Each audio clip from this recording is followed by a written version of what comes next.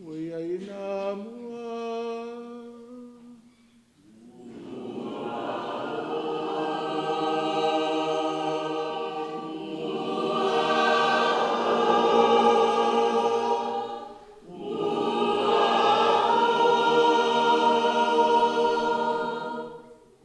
Leaena mua.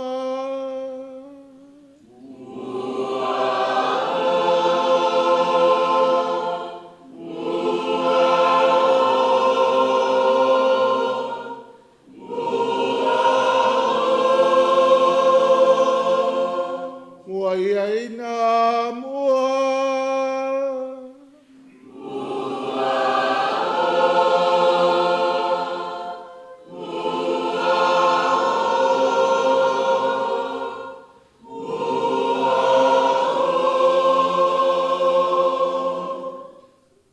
Suafa le Tama, ma le alo, ma le anganga Paia.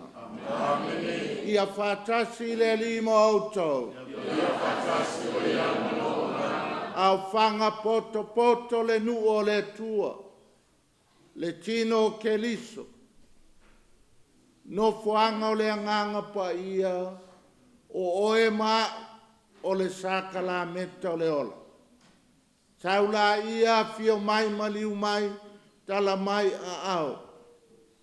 Tātou te mua o i le tua, i le upu, ma le Eucharistia. Fio mai lewa fionga le Tama Pule, Patele Leaena.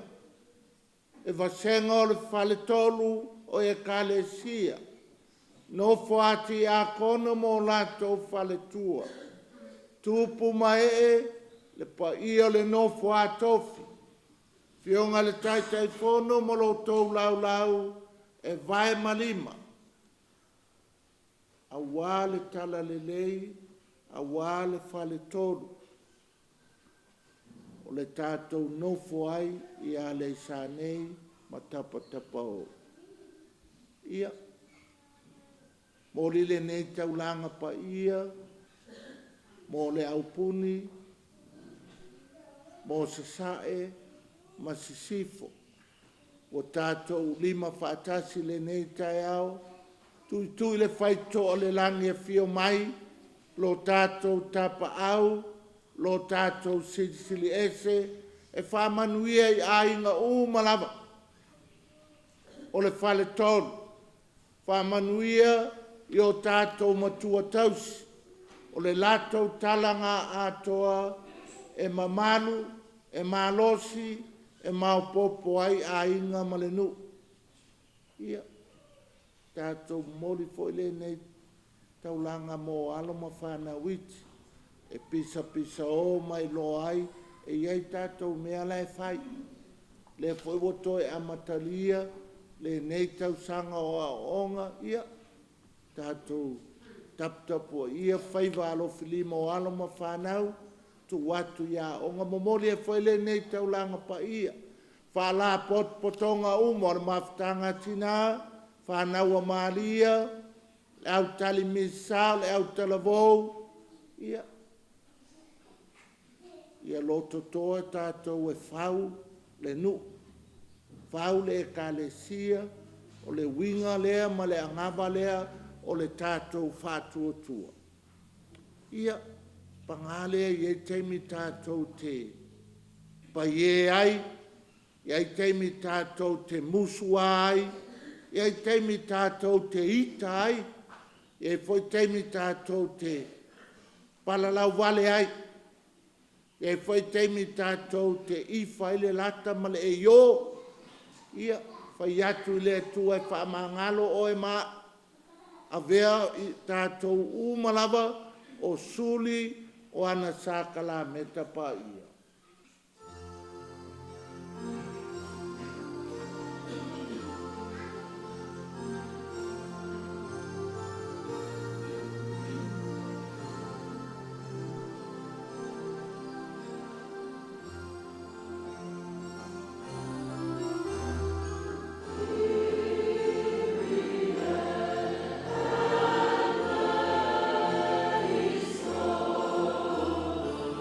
Yeah.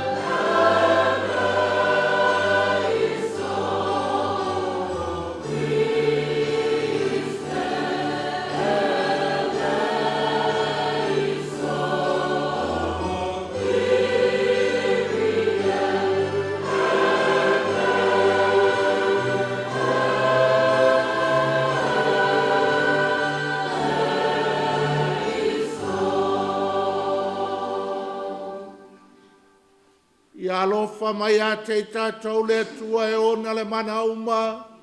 Whamangalo tātou mai a tātou angasala. Ma taitai tātou i le ola e whaavavau. O levi inga e le atua i mea au pito alunga.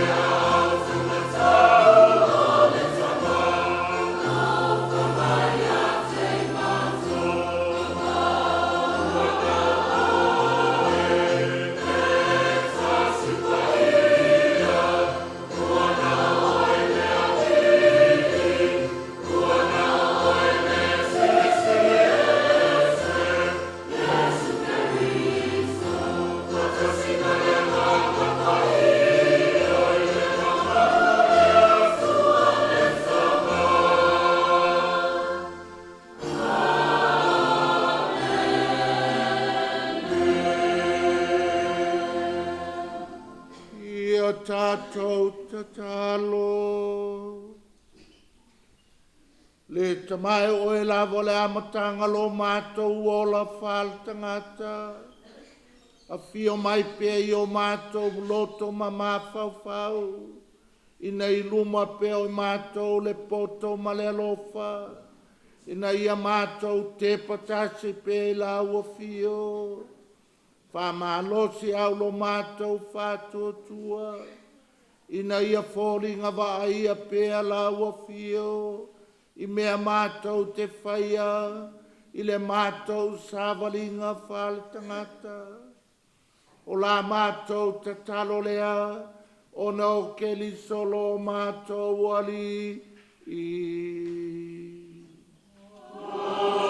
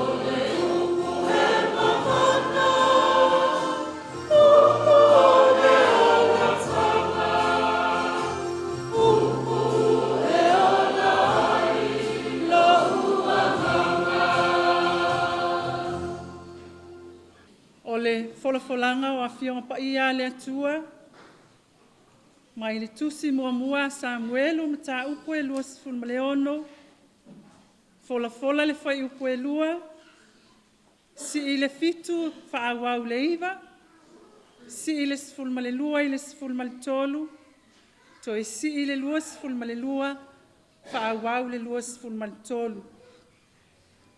O le matua, ua tuina mai oe le alii ia te au, a ua o le mawhai o na whao o lo lima ia te oe.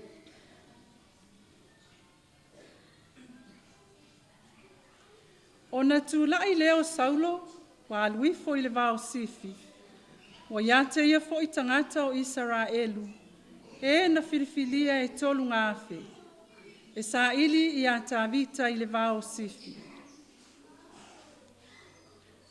O na o atu leo tā vita ma apisai le nuu i le pō. Whaauta ia Saulo wa ta oto, o lo o moe i le olo. Malona tau wa sunu i le ele i tawhatafa o lo na ulu. O apine rufoi ma le nuu, o lo o ta oto i la tau e whaasi o si o ai ia te ia. O na whai mai leo apisai ia tā vita. Ua tuina mai ele atua i le pō nei, le ua ita ia te oe, o le nei, sa eia o tui, whaatasi ia te ia i le tau, e o i le ele. O te le tutui whaalua ia te ia. O na whaiatu leo tā vita ia apisai. Aue te whasioti ia te ia, a wapo o ai ea na te whaaolo na lima, i le wa whaauina e le alii. A ele nofo sala ai o ia.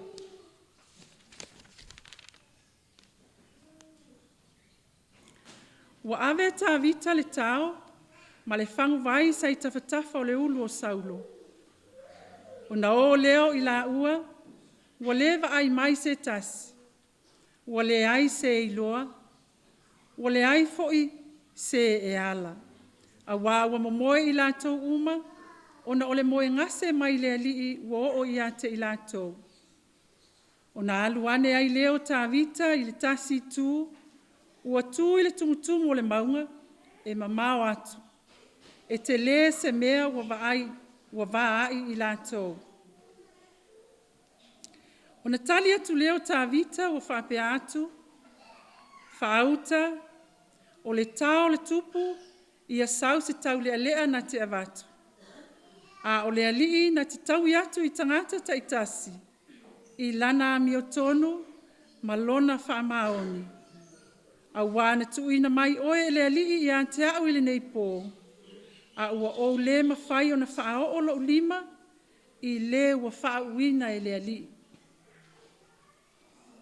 O le upu, a lea lii.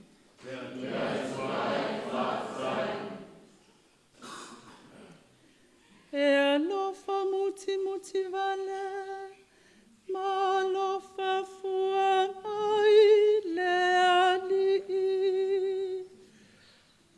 E alofa muti vale, ma alofa fua mai le alii. Lounga ai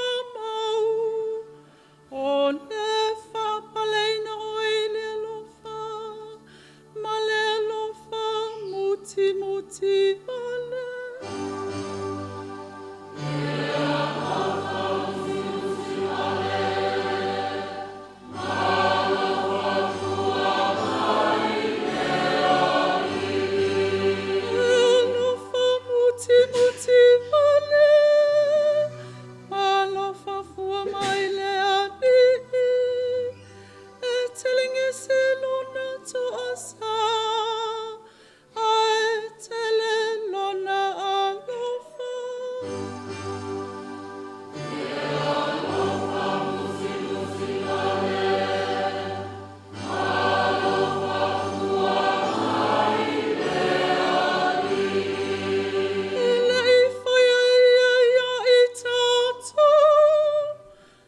Tu samata to wanga sala ele ito we my for ya itato tu samata to amiole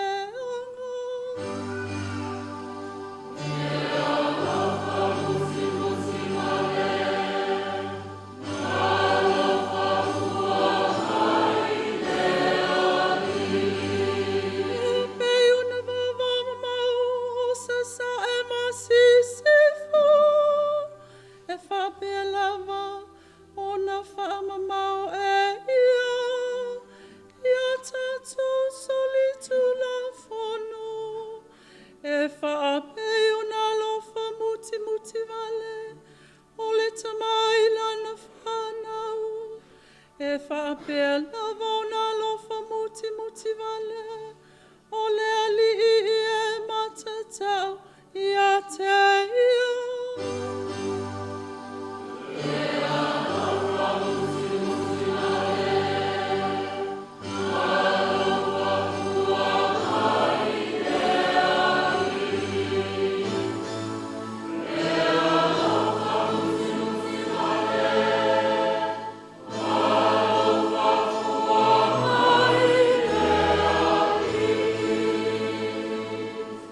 Olona lua folfolanga, mua karinita olona mataa pue 15, folfolaina foi pue fas 15, fa'auau le fas 15.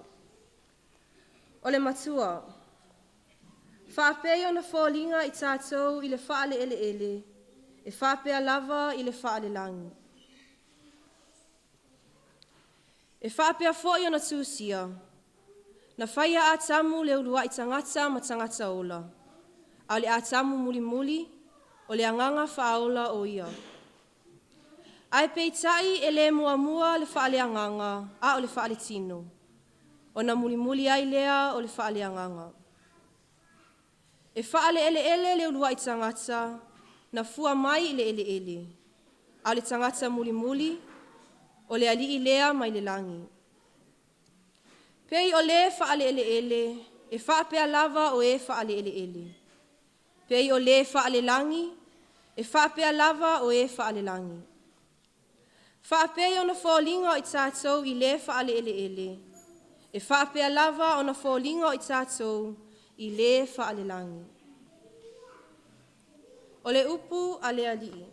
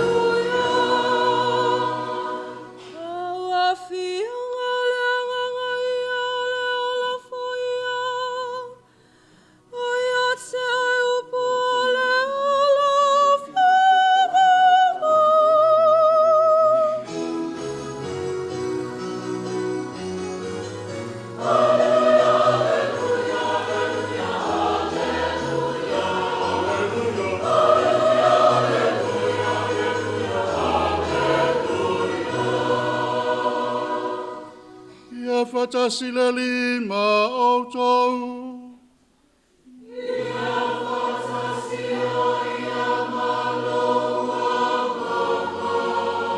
Ol fulanga o le tala le leia leli, ma le vangalia Paia luka.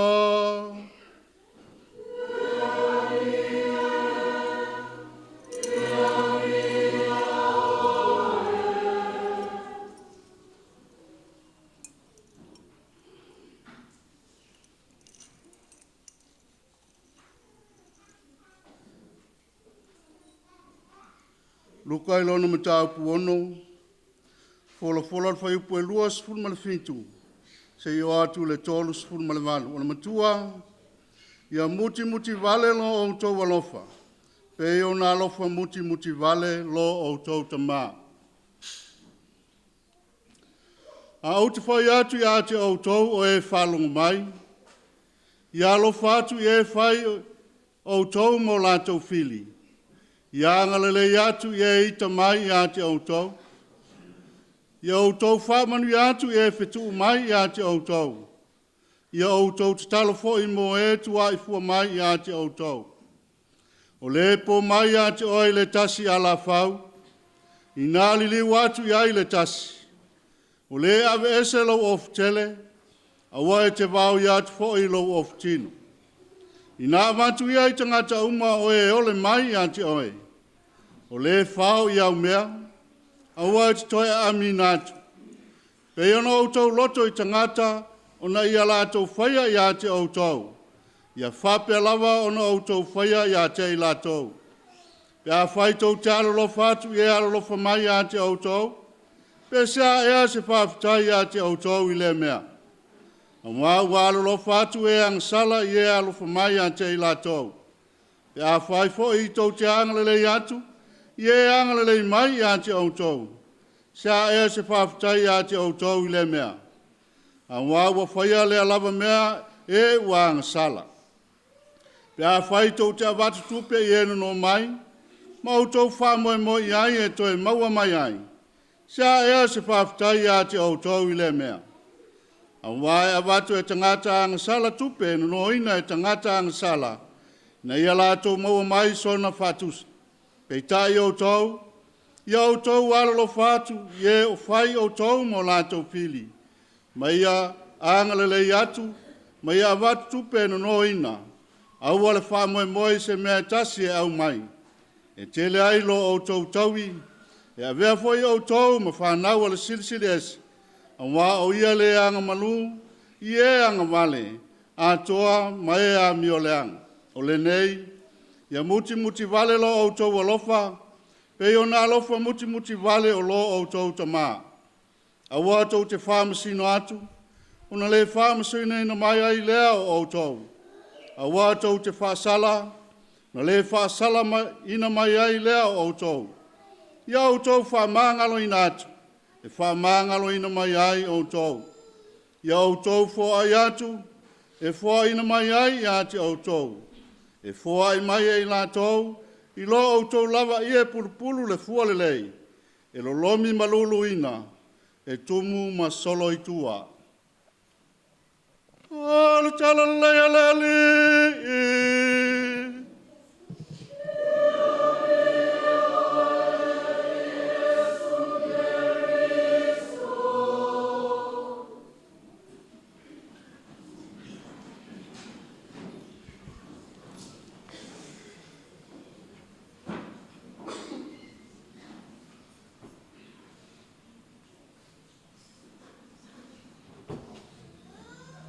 Pope Francis, popular i langa kusi mua o le joy of the gospel. O Pope Pentitos Fuluono. O langa ulua i kusi i le ekalesia ma le lalolangi e wha latina. Le kaungo le ulukala, Deus caritas est. Deus caritas est. A whasamoa, o le atua, o le alofa. A Aleisa, God is love. God is love. Ngā wili la i o le ulukala ngā kusi, ulua i kusi a Pope Benedict the 16. Ai a whaamakala le kusi pe a kako whaikauai. Fa mai Pope Pentito. o le upu lea o le alofa, ua ova, ua soonga, whaonga e kākou i le lalulangi. We overuse the word love, we abuse the word love. Ngā lualua e ala ia. Whamai wa kele le whaonganga wa ka whea ele kau ofe o le winga ma le integrity o le upu alofa. Ai a koe rewind I kua whesa wai o le akua o le alofa. Wa abuse kele le upu lea, you know. Wa songa whai. You know, a kalangol kenge malkama e whai kūlala pe whaase launga ka ule le alofa. Love you, babe. Love you, hon. You know, e adwa ia e ka ngulu mea lesi ala love, love, love, love. We overuse.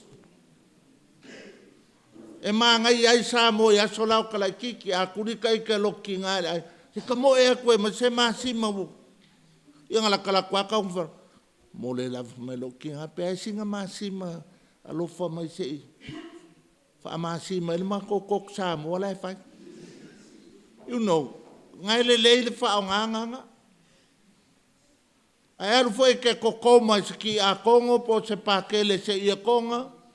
Laua fionga pakele. Alofa mai lava uang. Wale maa le makiwa. A ka sawa singa I e ala I kiki ke le lava. O le maka, you know, e whao ngā le upo alofa. Po o whea a wha alongo fo I le mau ka fongo. Alofa le a kungu ma le kumalo. O le upo e sa o le pope penkiko le. We, you know, ka kou ka maiki mai. I love to go to the movies. I love my ice cream. You know, kele. Ia lo makua mai. I say, whai mai fo se kungu ulu at skum whai. I love my kungu ulu. Le whaonganga le upu alofa. A pepelo foi. O le upu foi ngai ke whaonganga. You know. E sao po pepenkiko. We overuse. We abuse. Wo so onga whai e kākou le upu alofa. Wha mai St. Francis of Assisi, le maa ngai o lang kakalo le kākou whaonga fhoi, kākou kaskolu mau. Wha mai Francis of Assisi. E le ai se whakaika inga siri le alofa e lor koluse. Wha mai Francis of Assisi, lo nu ue ma le kalesia, make time e ke ngofo ai, le ai saukala e kepa kasir koluse, o le whakaika inga sili ngā le alofa. You know, sa o le foi ia Francis of Assisi. E le se whai mo le whakaika inga le upulea, the best example, kala lea Francis of Assisi. Whapea ngā kākou. Ai alue, e a ola kama e leimas kama kiki e kupua e loan fai kalukusi e whaape nei o na whaile maumanga.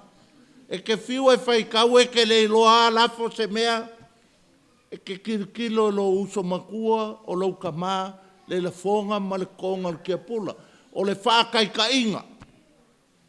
E ke lei loa whai se mea ai pe le ki kilo lau ki ngā le palunga le whalau maka mea umaia, e ke le whai kau al kusi o kele o mea ngau whanga wei au I mea upan. E kilo al kusi ma whai lau kuka. O Samoa, e kilo maka. O le whakai ka inga le mea siri. Ke le whai o ka muka le lei, ma wheoai ma lako o kama, mai loa, ma kui le whao, ma fua le umi. E sili aku le whakai ka inga, lo le whai kau le kusi. E ke le lo falai le pankeke I le whai kau le kusi, ape sa saala I e kongo le Pule vai. Ave I male ngāo, ave I male whalau, e le ai. E maka ala e palo e lo ki ngā, umalu lau ki ngā e poko ai oe, o le whākai ka inga. Whamai Francisi au whaasisi, o le best example, o le alofa, o le kako au ki kilo le koluse. Ia wa apius foi e kako le koluse. E kau kalinga I, ai wa ai ngai whakawhaka o, e mese aka mai kai, o kale I ilo o koluse, O leo whai ako lai ke au ki kilo le whakawhaka o le kenge ma I lai maumaka, ki kilo le koluse lare. O le koluse lare nga whamai e Francisi au whaasisi. O le koluse ngau kau ai. E le se fie si au o Iesu, o pe aile kama Iesu lunga le koluse ke le lare. E le se fie si au o le whaku o le alofa. Whamai Pope Benedict XVI, langa kusi mua le laulangi man kakoliko. My dear Catholic family, ia kako iloa o le akua o le alofa. Kangolo pope ilanga kusi, kau ai mai le abuse ma le misuse o le upu alofa. Ia kako koe o ilonga whaasingo manga, mo longa kupuanga. O le kupuanga o le upu alofa, o le koluse. A o le whaku foi lea. Kako o le whaikaunga mua ngei.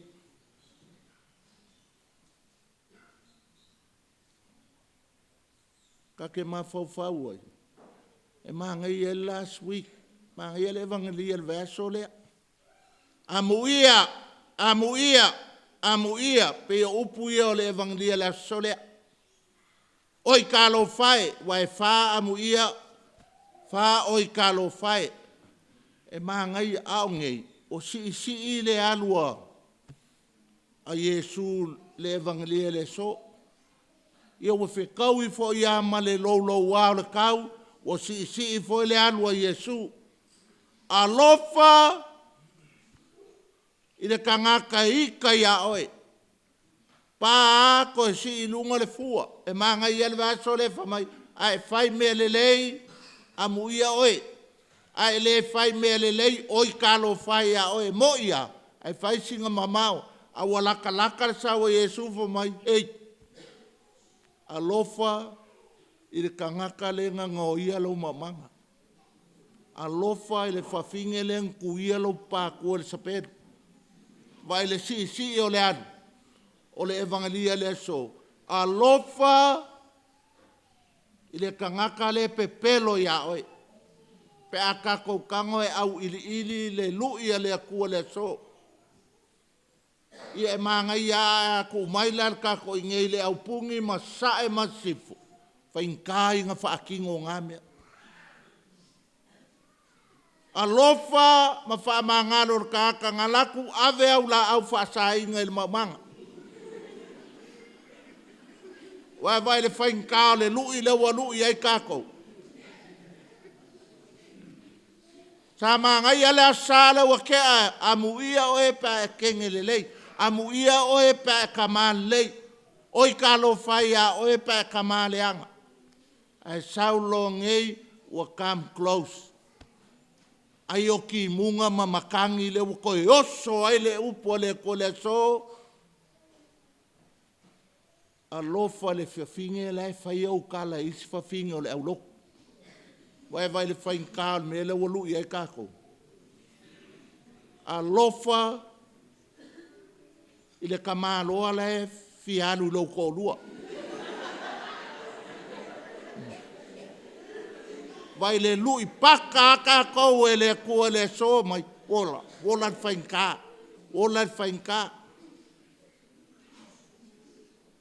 Whamangalo wa fiu kurile I ka la fu ai sau le upo le ko la kurile mai. Whamangalo sila a inganga I ka la fu ya. Pi le ngofo mari ale au nganga le so. O le kua o le alofa. Whamai le upo le kasi ale leinga le evangelia. e au kuole, ia muti vale le kou alofa, e pei ona muti vale le alofa le Tama ia o kou. E sam apa le lainganga, sam apa le a whape oi o le awhinga o le kua, oi o le akali o le kua, o ka kou o le whangau o le kua, whamai le angwangalia, a whai e mo i kou kalanga oi o le afkali o le awhinga. Ia muki vale lo alofa. Pei o le alofa i lungo o koluse wa muki vale. E sa o le Pope Benedict. We are really abusing the integrity, ma le vitality o le upu love. Love is in the air, and so is me. Whatever. E mua o whaafakai ka kou wharekodu. Po le a le whainka, a le lava e ko a le kai o le ola le whaakokua, i Aleisa, Sasa e Sisifo, e mese lungo le maunga, i le Leaupuni. Whaafakai ai a inga mamaka whale, o le e kokoa, o le māngai o le au nganga le upu le so, whaikaunga mua ma le salama whakali ai. Alau ke ngau whai o le, ko e ka merka ko salama whakali ai, wha mo le usu whaalua, usu mo le au whai pese, ai usu ka kou malolole le au whai pese, ai usu ka kou le longa lua. Ai anga o le au nganga o le evangelia ma le upu le kua le so.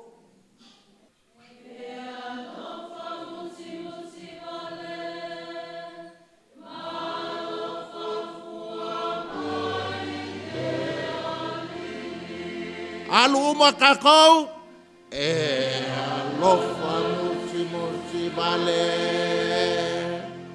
alofa fua mai le alini. Pep, ole aunganga ole upo le kua le so, le fai mai, le salama whakali ai, o kalma ngai o au ngale upu nga misi le au ngale upu mole au ngale u kale skie la u fola sanga fai kalo fai lai fai mai le upu le kua e alofa le kua o le kua le ai angala yer kako o le la nga usunga le kua o le kako la nga kali ia muti vale lo kako alofa pe nga alofa mai le kua ya kako e le manga i ar kako pesenga le salamo whakali ai, pe a kako le soifua mo uola ai.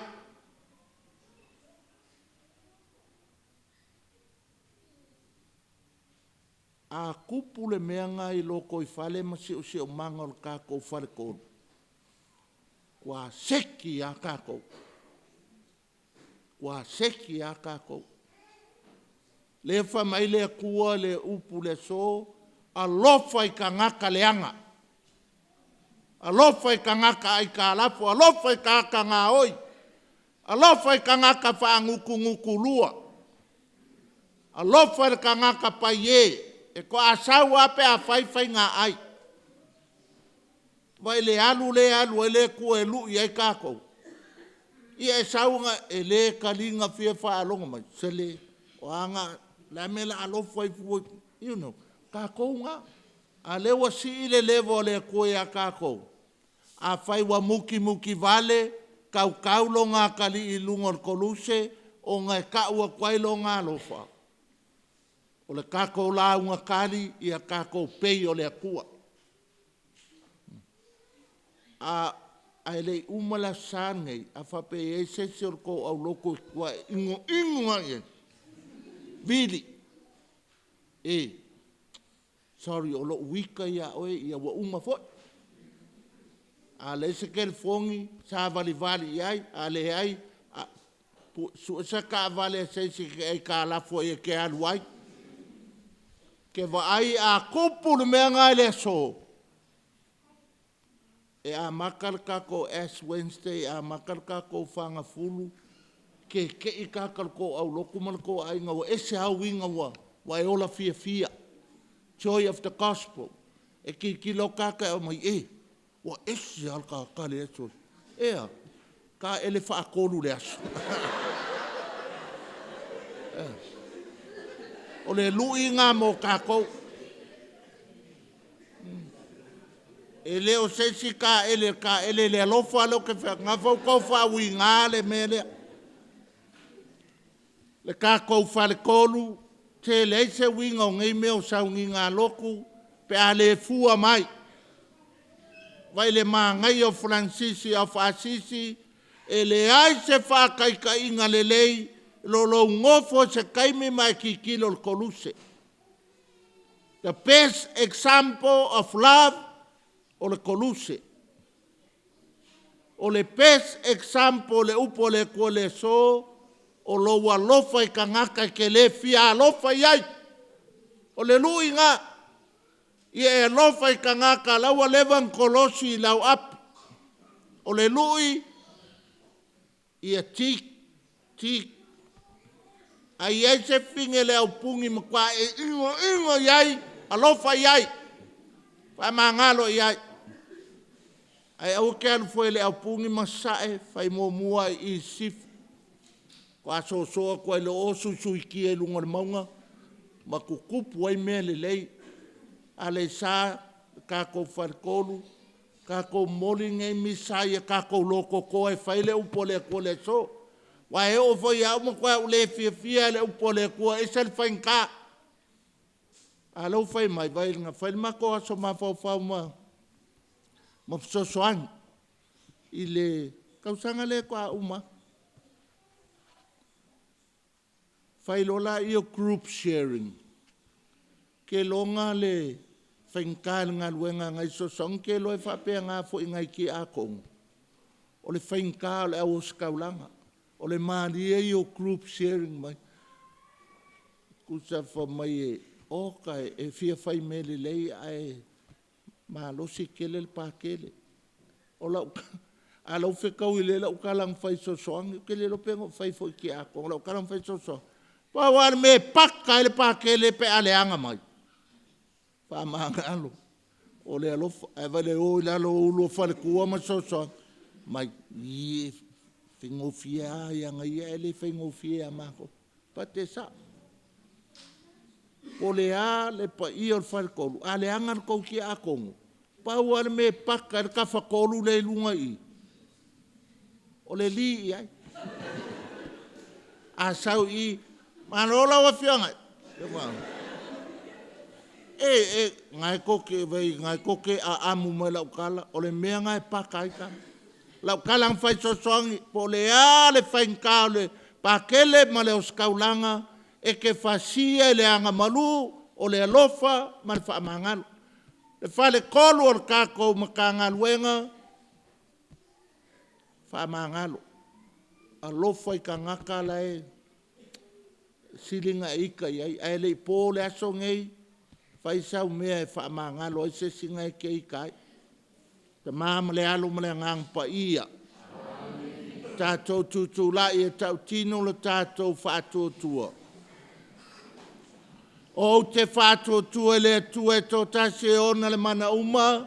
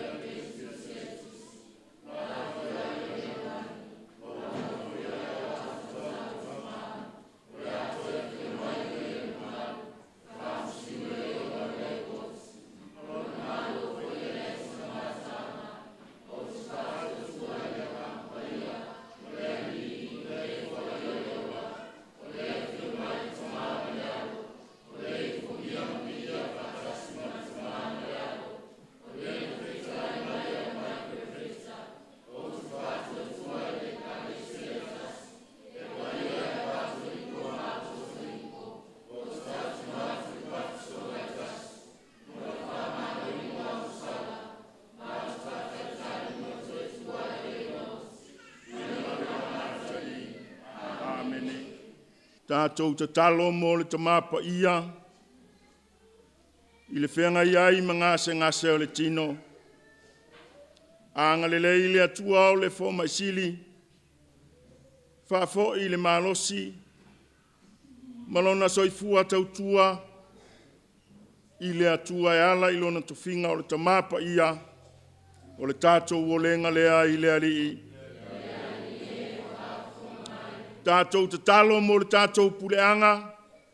Lana Afioga le Akiepikopo whapea le tua insa. Le puleanga mai maunga tele se yo o i le whanawiti. O le tātou o lenga lea i le ali. Tātou manatua le ngase o whengai masi o tātou atunuu.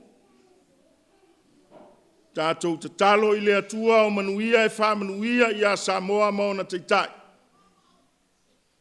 O le tātou o lenga lea i le ali. Tātou te talo mo whanau a onga.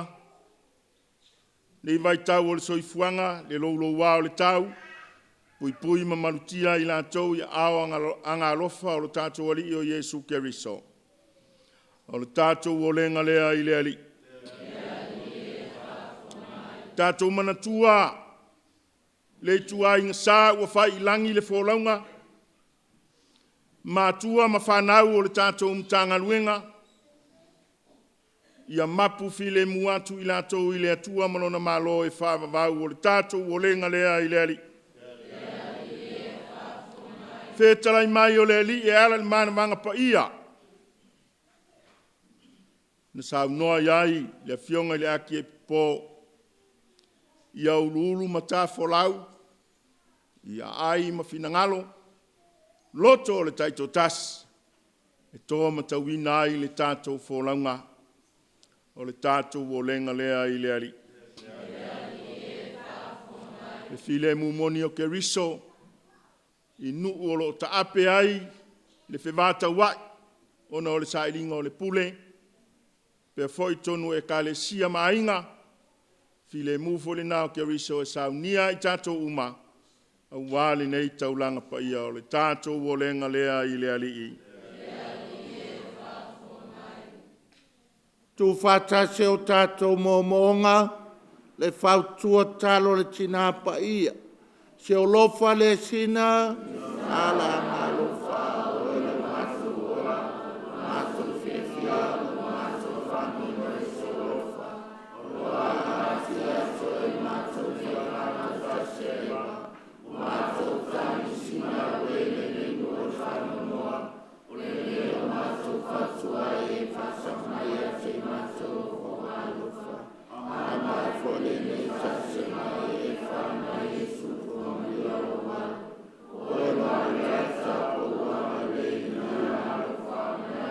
Tātou o le ngau malawa o nau Keriso, lo tātou wali i.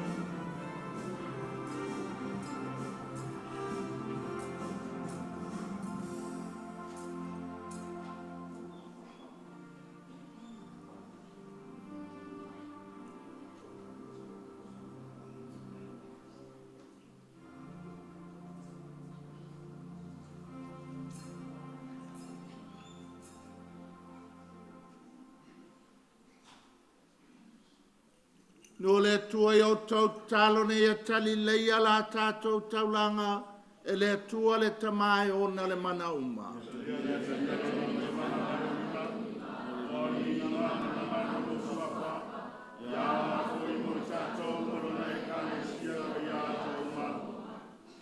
Le ali ia o mātou whaia le nei mōlinga, ia vela mātou i whonga le anganga ma le upumoni, mawai mātou le whaalotanga e whaavavau. O la mātou o le ngalea, o no ke li solo mātou ali i.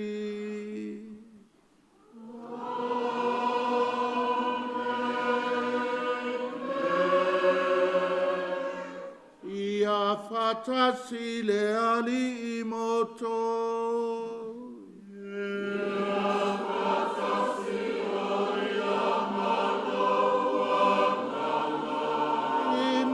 Sia io toloto.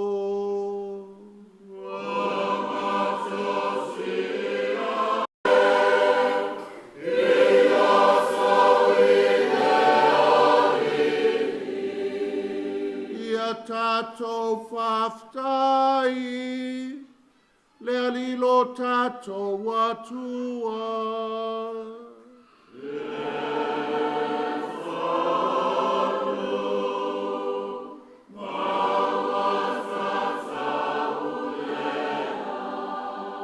E tamau le atua soifua whawau e ole malosi malava, e mimita i mātou e whaftai i atoe o no keliso. O no lona alofa mo le tangata, ua whamaulalo ai e ia, ma whanau mai le tau paupa ia. O lona puapua ngai lunga o le koluse, o lona alofa, whasa o loto ai mātou mai le oti tūmau. Le mana o lona toi tū mai le oti. Mauai e mātou le ola e whāvavau. Mafuanga e mātou whātasi māngelo mānakangelo. Au pai au mai le langi. Au lātou suina la lātou pese whai tūmau. O louvi inga.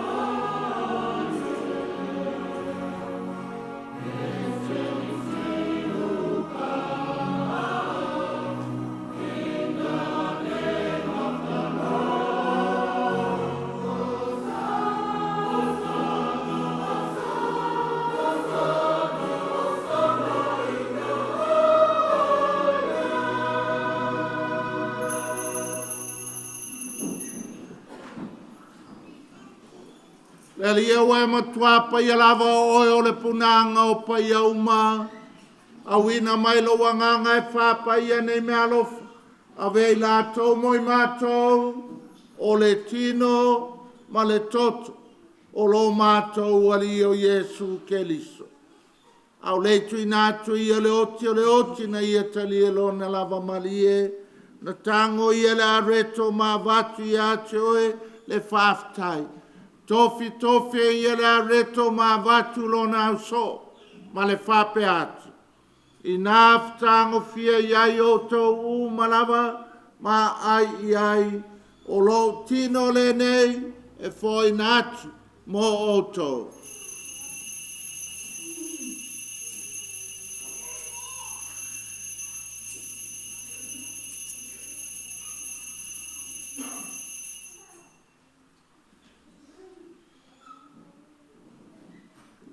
Ma e ale tau mawtanga na tango i ele to e watu i ato ele whaftai ma le viinga, to watu le ipulo na so o ma le whape atu. I naftango fia iai o tau umalawa, ma feinu iai, o le ipule nei o lau toto. Toto le whenga inga fau ma le whawawau, o le a whamalingina mo o tau matangata uma, mo le whamangalo ina o angsala. I o tau whaia le nei sauninga, ma whamanatu i a te au.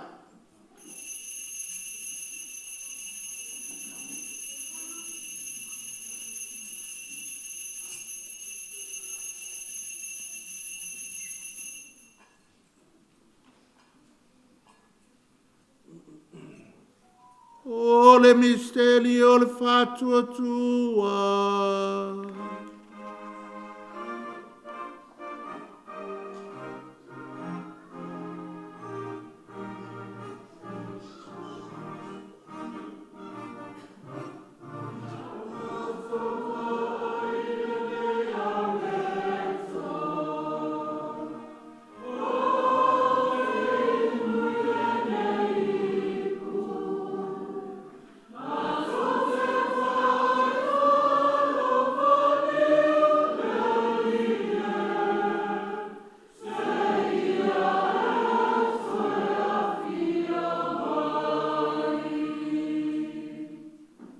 Fam tungalon maliu malon toi tu mato te moli acho le tamae, le nei a reto le ola ma le nei po le whaolatanga.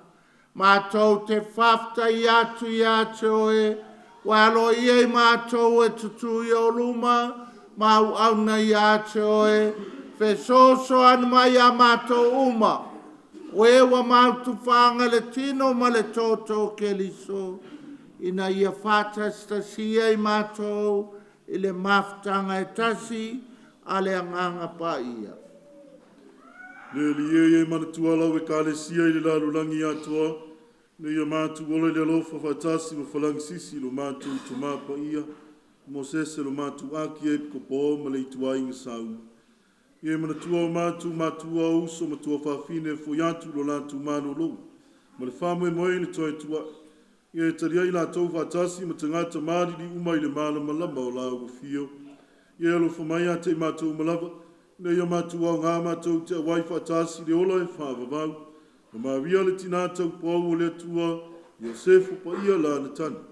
Whatasi mā apostolo ma le au Paia O e na whatinoina lo Finagalo i tō pulanga Mātou te fia vi ma whane ne whatasi ma i la tau i la o fio, e la tu i lo walo, Iesu Keriso.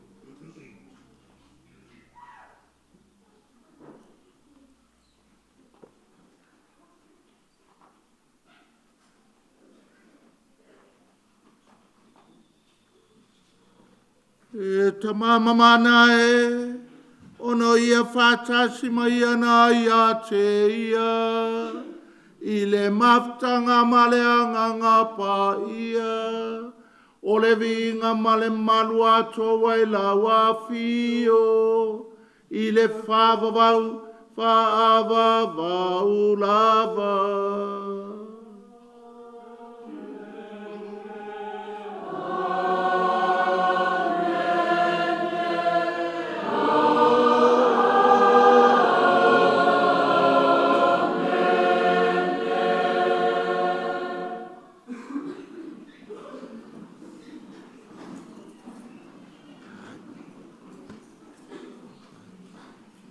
Ia tātou talo ma le whalangolango le Tama, le tatalo na wa o e ke liso mo I tātou.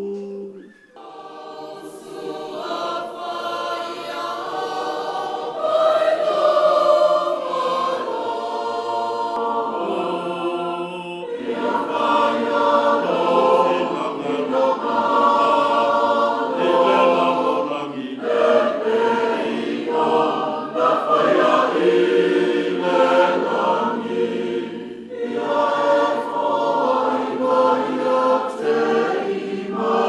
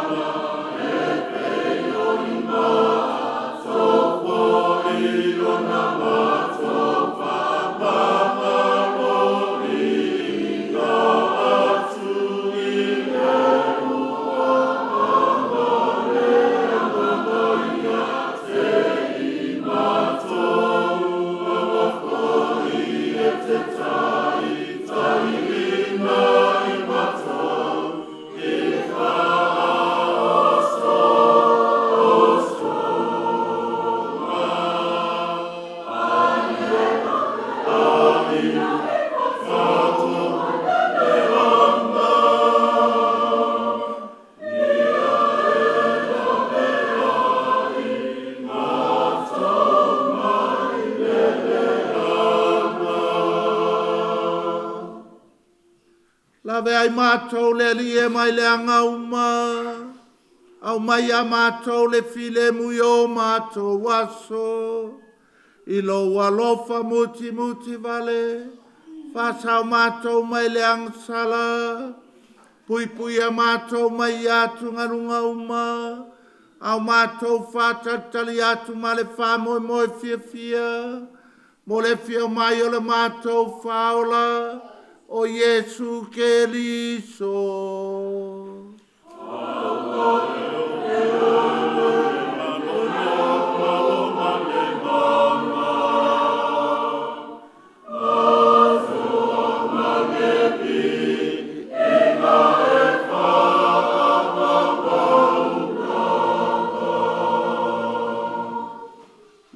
Iesu ke liso ne fai atu lo o apostolo, o te tu atu i a te o tau lo filemu, o lo filemu o te foa i a te o tau, a wane i sila sila i a mātou wangsala.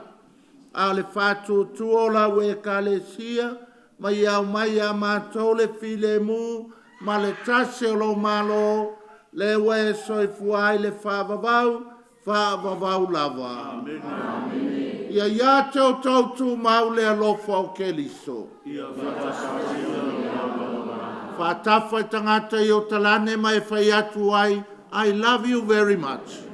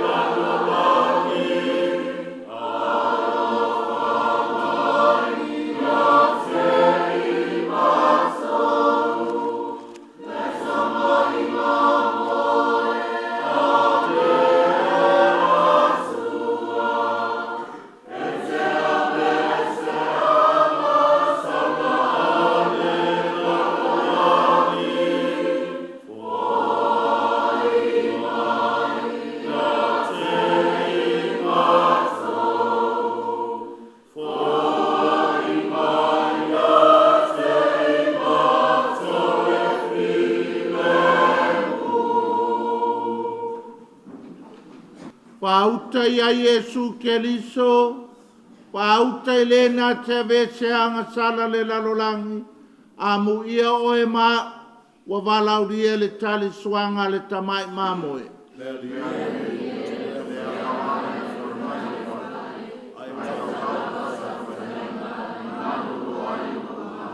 Vea tino ma le toto ke liso e maua i tātou le ola e whāvavau. Amen.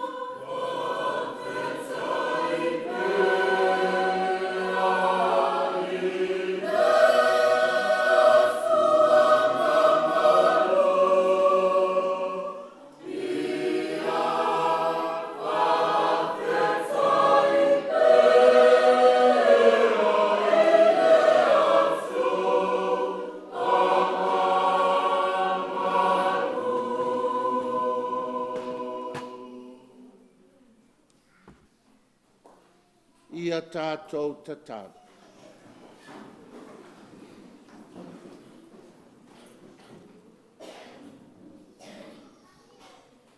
Le atua mana e fsosoan mai ai mātou ina ia mātou ola. Le whaongo le alofa. Ina ia muti vale lo mātou whai uso, mo lo mātou whai ainga, mo lo mātou whai nuu lelei. Na ia mātou o atoai le wha atoanga o lou no fuanga i le langi.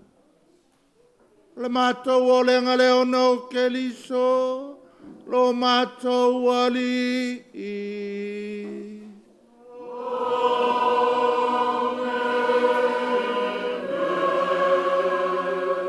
Alala mai lalo wha mori mori.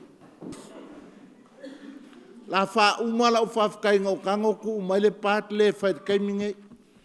Le whai kaunga mōmua. Oka le maa ngai o le a ngawa le anga whai e ka vika. Wa le ua moe saulo mana vaenga. E o ka vika la ua moe ngase. Ia.